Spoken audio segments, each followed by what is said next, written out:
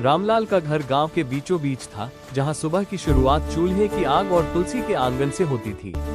इसी घर में आई थी गांव की बहू गीता, जो सादगी, संस्कार और मेहनत की मिसाल थी। उसी घर में कुछ समय बाद शहर से आए नेहा, जो आधुनिक सोच, आज सासू माँ के लिए बाजरे की रोटी और लहसुन की चटनी बनाऊंगी। दोनों बहुएं एक ही घर में थी, पर उनकी आज दुनिया ब्रेकफास्ट बिल्कुल में अलग चीज थी। सैंडविच और कॉफी। गीता सुबह सुबह उठकर बाजरे की रोटियां बनाती, दही जमाती और सास ससुर की सेवा में लग जाती। वहीं नेहा देर से उठती, मोबाइल देखती और ब्रेकफास्ट में चीज सैंडविच व कॉफी बनाती।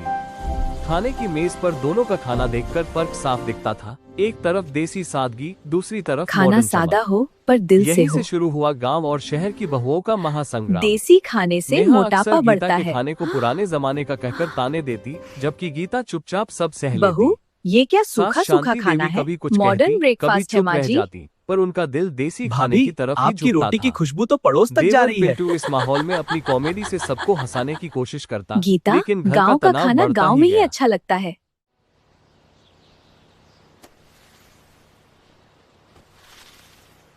एक दिन माँ, सास आपको की गैस और तबीयत कमजोरी अचानक हो बिगड़ रही है? गई। हाँ बेटी, बहुत डॉक्टर ने परेशानी हो साफ रही है। कहा चिंता कि मत करो, सादा, हम सब हैं देसी यहाँ। और हल्का खाना ही देसी सेहत के लिए और सही है। हल्का खाना दीजिए। उस दिन गीता ने पूरी रात जागकर सास की सेवा की, दलिया खिलाया, दवा दी और माथा सहलाया। नेहा मेरी पहली बार बेटी चुपचाप जैसी ये है। सब देखती रही। समय के साथ सास की तबीयत सुधरने लगी और पूरे घर ने महसूस किया कि गीता के हाथों में सिर्फ स्वाद नहीं, प्यार भी है। दूसरी तरफ नेहा खुद जंग अब सबको गांव गांव दिख रहा है। गीता बहू, आपकी रोटी खाकर तो मेरा बीपी कंट्रोल हो गया। भाभी, इसमें पेट कम और हवा ज्यादा है। खाना ढल से बनता है, मुहरे से नहीं। मैं इस घर में गैवा की तरह नहीं रह सकती। मैं गावा की हूँ, पर मेरा दिल संजी है।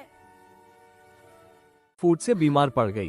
तब वही गीता आगे बढ़ी और बिना कोई शिकायत किए उसकी भी देखभाल की। नेहा का दिल पिघल गया। एक शाम नेहा ने सबके सामने गीता से माफी मांगी और कहा कि उसने सादगी की ताकत को कभी समझा ही नहीं। गीता ने मुस्कुराकर उसे गले लगा लिया। उस दिन रसोई में बाजरे की रोटी और सैंडविच दोनों साथ बने और घर में पहली बार सच्ची खुशी लौटी। सास ने दोनों बहुओं को आशीर्वाद देते हुए कहा, घर मुकाबले से नहीं, समझदारी से चलता है। गांव और शहर का फर्क मिट गया खाना नहीं, और सबने सीख लिया भावना कि प्यार इंसान से को बना जोड़ती खाना है। और प्यार से निभाया रिश्ता ही असली जीत है।